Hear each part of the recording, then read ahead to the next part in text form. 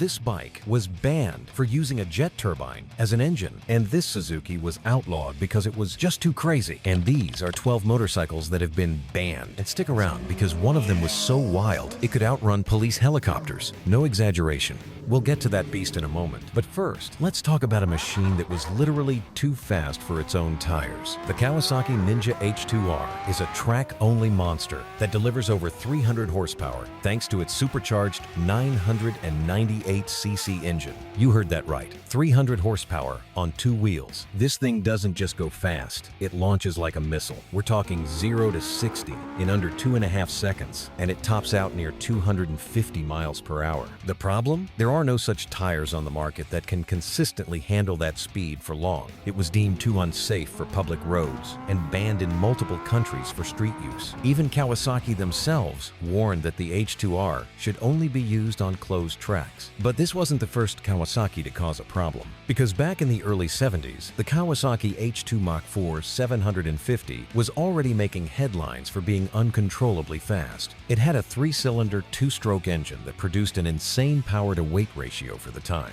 But here's the catch. It had all that power and none of the braking or suspension tech to control it. The result? A bike that would wheelie at the slightest twist of the throttle and wobble at high speeds. It earned nicknames like the Widowmaker and ended up on the no-go list in several regions, especially in Europe. As riders, we all want speed, just not at the cost of our lives. And this Kawasaki was the definition of high risk, high reward. Much like the Suzuki RG500 Gamma, an absolute death machine, this Suzuki was a street-legal replica of their race bike from the GP circuits. This thing had a square 4 2-stroke engine that screamed like a banshee and hit the power band like a sledgehammer. It wasn't just fast, it was twitchy, unpredictable, and demanded serious rider skill. The kind of bike that should come with the label pros only. But it seems even the pros were in danger with this bike, as governments in Australia, New Zealand, and parts of Europe started to clamp down on 2-strokes in general, and the RG500 got caught in the crossfire. Even as a bike enjoyer myself, I have to admit, it was too raw, too loud, and too wild to survive. But if you're also a fan of motorcycle content and want more videos like this, hit that subscribe button. Today, the RG500 is a collector's dream, but back then, it was banned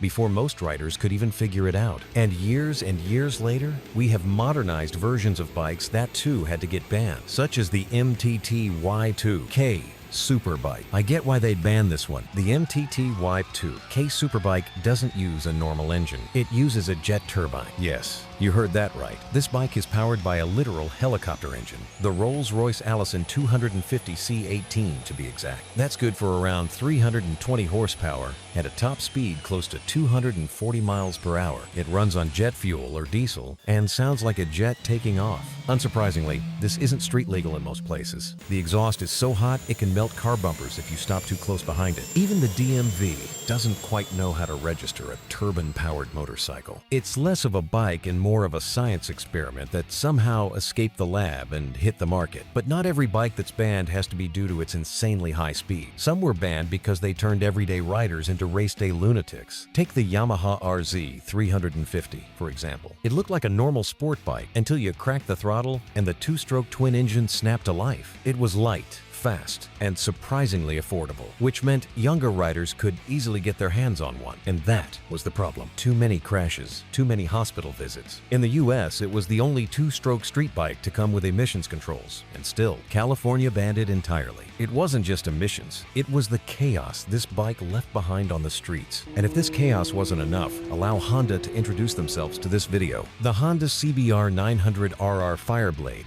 wasn't banned everywhere, but it did force countries like the UK and Germany to introduce speed restrictions on bikes. Why? Because this was the first production motorcycle that truly nailed the power-to-weight ratio of a race bike. It weighed just over 400 pounds and made nearly 130 horsepower. That combo made it feel like a 600cc bike on steroids. And riders, many of whom weren't ready, got caught out by just how fast and nimble this thing was. Insurance companies hated it. Lawmakers started pushing for limitations.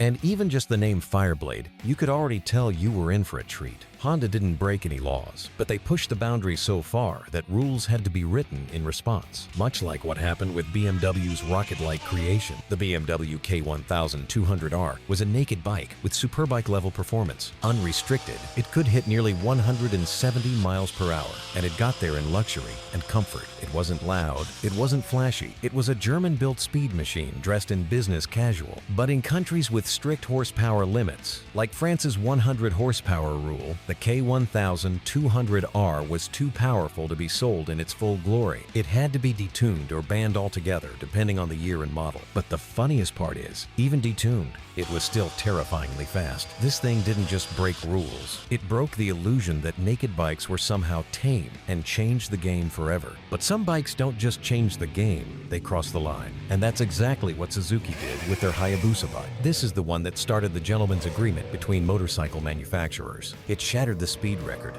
hitting 194 miles per hour right out of the box. Governments freaked out. News outlets claimed bikes were too fast to chase. Police forces couldn't catch them. Insurance providers didn't want to touch them. It got so bad, manufacturers agreed not to go beyond 186 miles per hour on production bikes ever again. The original, unrestricted Hayabusa was quietly pulled or limited in several countries. But the legend lived on and still scares lawmakers today. Yet this is not the bike that can outrun helicopters, like I mentioned at the start. That legacy is attributed to none other than a missile of motorcycle that Yamaha made. The Yamaha VMAX wasn't built to race on tracks. It was built to dominate straight lines. The early VMAX had a 1,200cc V4 engine that delivered wild, instant torque. But it was the V-Boost system that made it borderline illegal. Above 6,000 RPM butterfly valves opened and dumped extra air fuel mix into the engine, giving it a massive horsepower surge. Riders said it felt like a second engine kicked in. In drag races, nothing could touch it. In police chases, well, let's just say stories floated around about it slipping away from even aerial units. It wasn't officially banned across the board, but in many jurisdictions, the VMAX was refused registration